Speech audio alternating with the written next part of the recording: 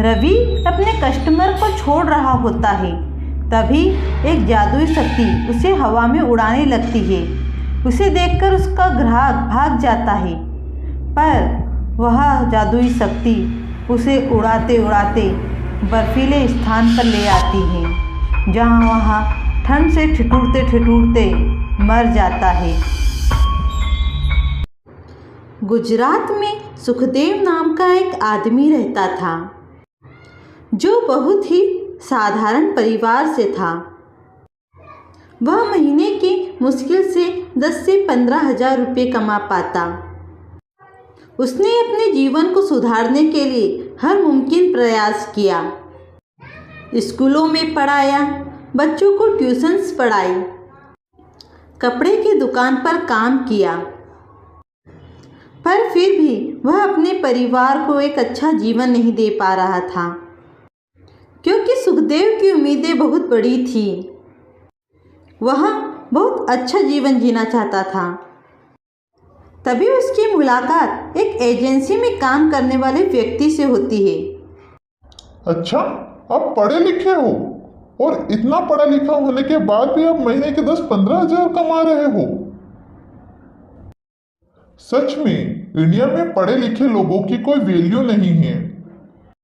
Graduation pass करके भी अगर 10-15 हजार कमाना पड़े तो इससे अच्छा तो फिर अमेरिका में रहना है। अरे अमेरिका में भी रहना कोई आसान बात है? वहां तो डॉलर चलते हैं, डॉलर। तो कमाई भी तो डॉलर में होती है। मेरी मौसी का लड़का सिर्फ 12th पास है, उसको मैंने अमेरिका पहुंचाया, तो आज वह कितना कमा रहा है? अगर भारत की तुलना की जाए तो 8-9 लाख रुपए महीना। तुमको पता है वहां पर इंडियंस के बहुत वैल्यू है। अरे ऐसे ही थोड़ी ना रह सकते हैं, वहां रहने के लिए तो वीजा चाहिए। अरे काम करोगे तो मिलेगा ना वीजा। ये जो अमेरिका में रहकर इंडियंस काम कर रहे हैं, क्या उनको वीजा नहीं मिल रहा? जब आप अमेरिका में काम करोगे तो आपको वहां पे काम करने के लिए वीजा मिलेगा, और यकीन मानो लाइफ सेट हो जाएगी। अरे तुम कहां मुझसे इतनी बातें कर रहे हो? मैं तुम्हें जानता तक नहीं। तो यह समझो तुम्हारी मुलाकात एक ऐसे इंसान से हुई है जो तुम्हारी जिंदगी बदल देगा। मैं नहीं चाहता कोई भी पढ़ा लिखा इंसान सिर्फ 10-15 हजार रुपए के लिए अपनी जिंदगी को बर्बाद करे।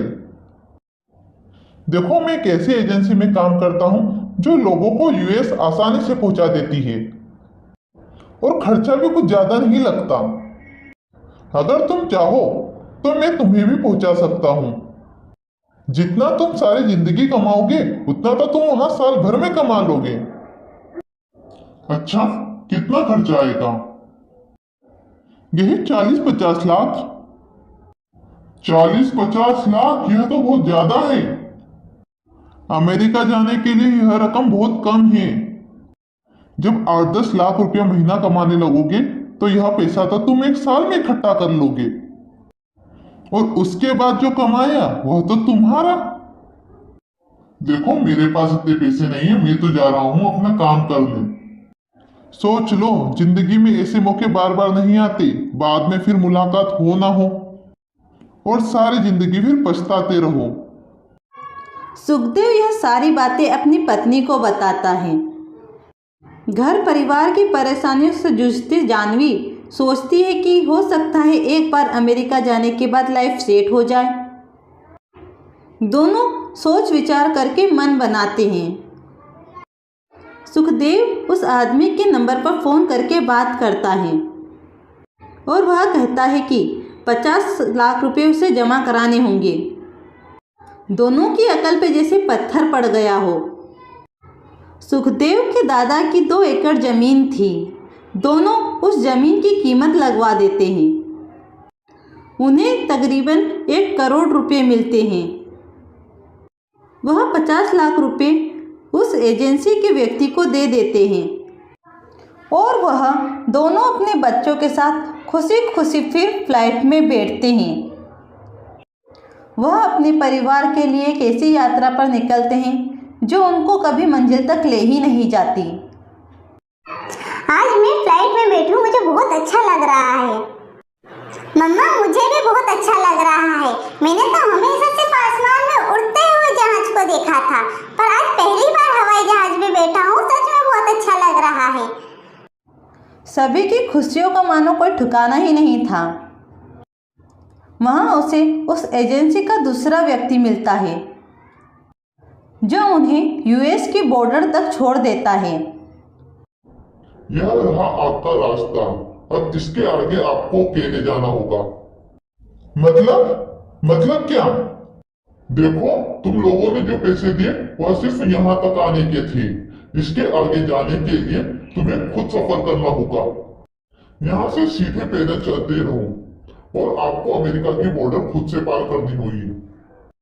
उस एजेंसी के मालिक ने उन्हें यह नहीं बताया था कि यह फ्लाइट उन्हें मंजिल तक कभी नहीं पहुंचाएगी। उन्होंने उसे उस दलदल में लाकर धकेल दिया था जहां से लौटकर जाना उनके लिए बहुत मुश्किल था। यहाँ से अमेरिका कितनी दूर होगा? कुछ खास दूर नहीं है, यही 5-6 किलोमीटर। फिर एक झूठ बोलकर वह एजेंट वहां से चला जाता है। सुखदेव अपनी पत्नी के साथ चल देता है मौत के सफ़र पर, जहां तापमान 35 डिग्री माइनस में था। चारों ठंड से ठिठुरते वहीं चलते रहते हैं। उस रास्ते में ना ही कोई खाने की सुविधा थी, ना ही रहने की। वह अपने बच्चों के साथ चल तो लिए, पर सफ़र था कि ख़त्म होने का नाम नहीं ले रहा था। मम्मा, मैं बहुत थक चुकी हूँ, अब मुझसे चलने की नहीं बन रही। बस बेटा, थोड़ी ही दूर है।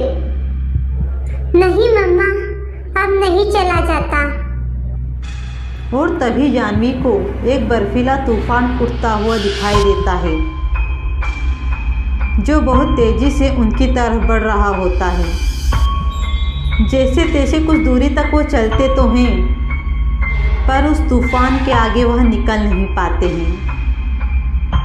उस तूफान के आते ही जाह्नवी अपनी बेटी से चिपक जाती है, तो सुखदेव अपने बेटे को कस के पकड़ लेता है और थोड़ी देर में एक हंसता खेलता परिवार तूफान के अंदर समा जाता है।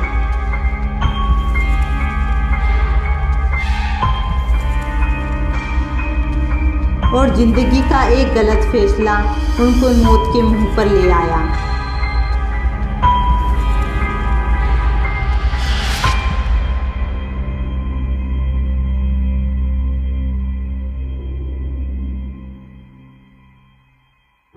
पर यही कहानी वापस से दोहराने वाली थी, क्योंकि वह एजेंट अपनी चिकड़ी चुपड़ी बातों से दूसरे लोगों को भी अपना शिकार बनाते हैं। जाहिर सी बात है, मौत के इस रास्ते में उनसे जानकारियां छुपाई जाती थी। एक हंसता खेलता परिवार मौत के मुंह में समा तो गया था, पर अब शुरुआत होनी थी एक नए कल की। जब सुखदेव की आत्मा अपने परिवार की लाश देखती है, तो उसे अपनी गलती का पश्चाताप होता है और वह फिर अपने उल्टे कदम लेकर चल देता है उन लोगों का विनाश करने जिन्होंने उसके हंसते खेलते परिवार को मिटाया था। जहां वह एजेंट फिर एक परिवार को छोड़ रहा था और फिर वह वहां आने वाले हर एक एजेंट को मारना शुरू कर देता है।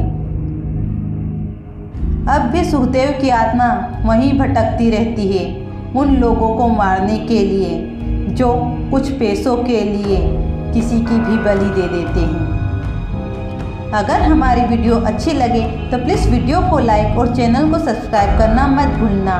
वीडियो देखने के लिए धन्यवाद।